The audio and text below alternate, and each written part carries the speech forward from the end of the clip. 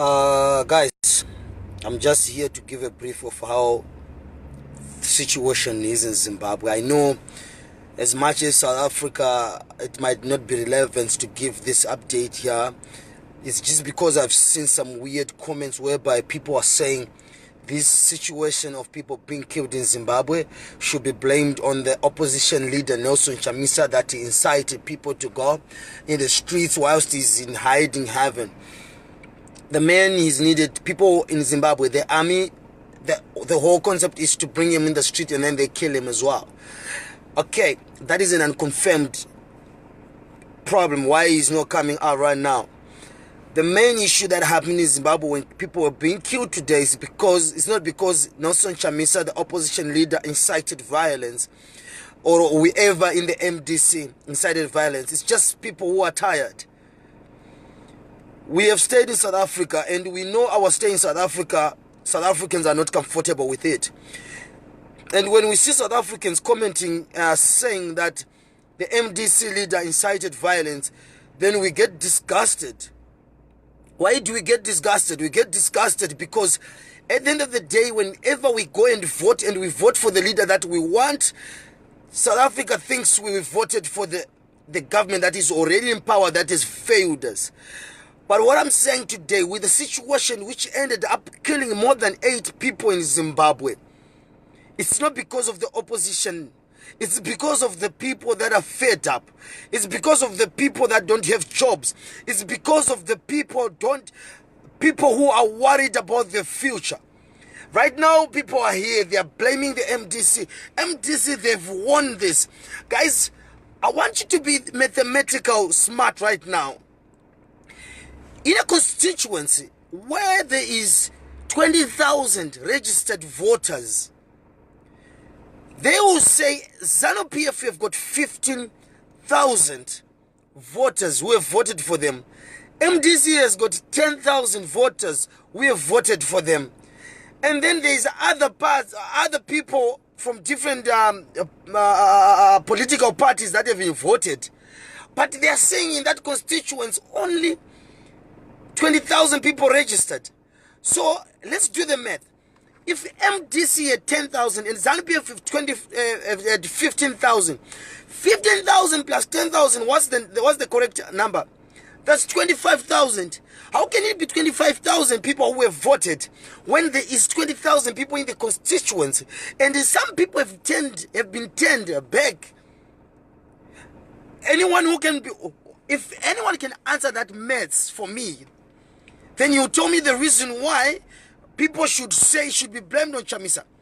Zimbabwe right now needs assistance. Zimbabwe right now needs people who stand up and stand with the opposition, because the opposition in Zimbabwe is standing for its people. South Africans, we know you are tired with Zimbabweans in your country. If you want Zimbabweans to go back to their country, stand with them and remove the regime that is tormenting its people. So right now, if live ammunition is being fired on civilians who are not armed, what does that mean? Where is that taking the country? I'm telling you right now, I've been in South Africa for years. I want to go back home. I want to do business home. I want to be free when I'm home. I am not free in my own country, and I'm staying in South Africa where I'm not free. And now a situation like this happens. You know, when someone goes on the firing line, it means someone is at the edge. But today, we get people here on this group who are saying that no, Chamisa, the opposition leader, must answer. He's the one to be blamed. People, you need to focus. You need to look at things. You need to look at the situation. Don't just comment when you don't have clue, when you don't know what's happening. You rather shut up, not say anything. Because the situation that is happening in Zimbabwe right now is the worst situation ever. But we want that to happen. We are not... Look, I am not disgusted with what happened today. People went on the firing line, but sometimes it's not worth to live. It's not worth to live whereby you are being bent in the front and the back. And I beg you South Africans not to bend our back at this moment. We want you to stand with the opposition. We want you to stand. Our opposition is not like DA. The opposition that we are with is the opposition that stands for people's rights, that wants to remove the regime that has been destroying that country of Zimbabwe for the past 38 years. Please, guys, I know for a fact that you guys, you've got the other way of feeling things, but right now is the time whereby we need to cry with the people of Zimbabwe. We need to give them all the support we need. They've shut down Harare. Harare, the capital city, is shut down because people are not tolerating fake results. You know, it's better when people cheat like Mugabe used to do, whereby you are not sure where he's cheating, but these people are cheating in our face. And you expect us to smile and say, okay, guys, you know what? Nah, it's okay. No, guys. This is a time that you need to understand that the Zimbabweans are in this situation. And this time, it's whereby we want support from everyone. EU is in Zimbabwe. EU in Zimbabwe. Stupid SADC have already declared, as Mbeki did last time when Mugabe has stole our vote. Mbeki was the chairman of SADC. He said elections were free and fair. When he said that, Zimbabweans were like, oh, Mugabe is going to rule. We are coming to South Africa. Because in Zimbabwe there is no jobs. You said Mugabe is going to rule. Take it upon yourself. We are coming to stay there. And he started deporting people. And you want to blame people for coming to your country. If you want the Zimbabweans to go back to their country, it's the time right now. You need to stand with them and make sure you stand with them and you protect their vote. Right now, we need to see delegations going to Zimbabwe and asking questions on how is it possible that in a constituency where there is 20,000 people, there is 25,000 people voting, and there is almost maybe 2,000 people who have retained home because they cannot vote because they don't have the proper documentation. You need to ask yourself these questions, and when you've asked these questions for yourself, you need to get an answer. And when you've got an answer, please help Zimbabwe. Not by going to Zimbabwe, not by liking Zimbabweans, not whatsoever, but just not say things that are wrong.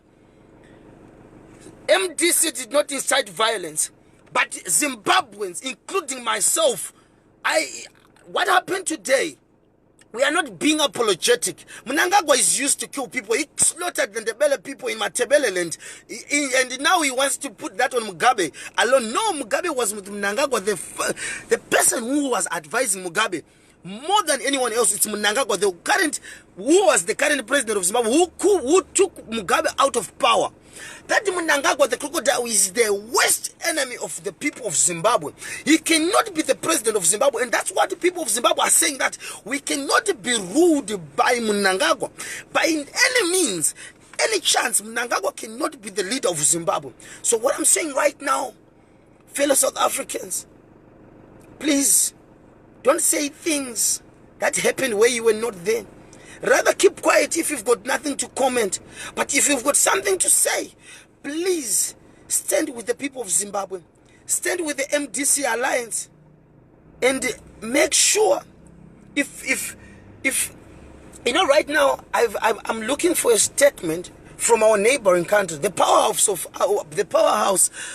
of Africa right now, it's South Africa. We were waiting for a statement whereby the president has to come and say what is the next step. Is he sending a delegation to Zimbabwe to go also and help in the assessment and stuff before people dies, millions of people dies, but he's not saying anything. You know why? Because also he's got blood in his hands. People were killed in Marikana, and he's still to become the president when people were fired with live ammunition. When we need things to work, let's support those who want things to work. I rest my case. I'm not angry with South Africans because you cannot make either our situation better or less better. Good night.